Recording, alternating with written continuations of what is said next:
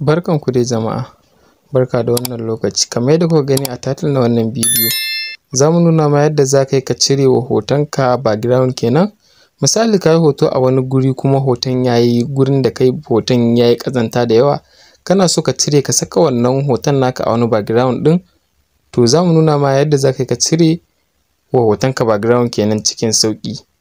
Ka bi mu har zuwa ƙarshen wannan bidiyon don ganin yadda za ka yi. Za mu ajiye link ɗin application ɗin a ƙasan wannan bidiyo. Da farko za ka je ka nemi background eraser, za ka shiga akan background eraser, za mu ajiye muku link ɗinta a description na wannan bidiyo ko kuma a comment na farko. Direct zai buɗe ma fuska kamar haka. Bayan ka yi downloading sai ka danna akan create kenan.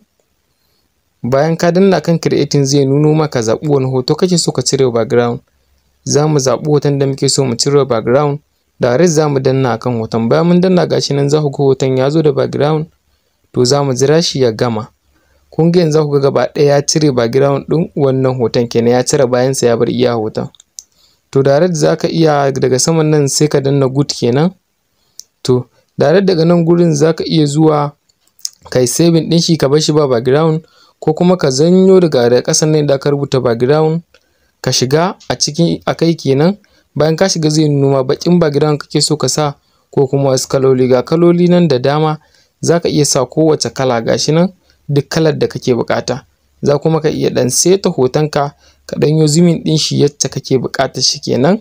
Idan za ka sa background ɗin, bari mu ɗan yo zooming ɗin wannan hoton yadda zai ɗan yi kyau sosai haka. Yawwa gashi nan za ku ga an yo zooming ɗin shi yanzu ya fi kyau. Sai kai choosing na kalar duk kowace kala kake so sai ka zaɓa ka sa. Daga nan kuma gashi nan wani guri za ku ga inda za ka je ka ɗauko in kana da wani hoton kenan wanda za ka sa a bayan background. Bara mu gwada sa wani mu muku misali yadda za ku gane. Direct za mu ɗauki wannan hoton kenan, gashi nan za mu saka shi a bayan wancan hoton da muka cire wa background. Gashi kun ga da muka sa ya zama wannan ne background ɗinsa. To za ka iya sa kowane guri kake buƙatar ka sa, ko kuma ka saka na kala kenan gashi nan. To mu za mu zaɓi kala, za mu saka a bayan hoton kenan. Mun fi son kala, ba ma son background kenan. Mun fi son wannan kala. Gashi za ku ga hoton ya zauna daidai, sai mu danna akan good. Bayan mun danna daga sama ga saving sai mu danna. Shi kenan, haka za ka yi ka cirewa hotonka background. Kar ku manta da danna mana subscribe da kuma alamar ƙararrawa domin samun ingantaccen shirye-shiryenmu. Mun gode.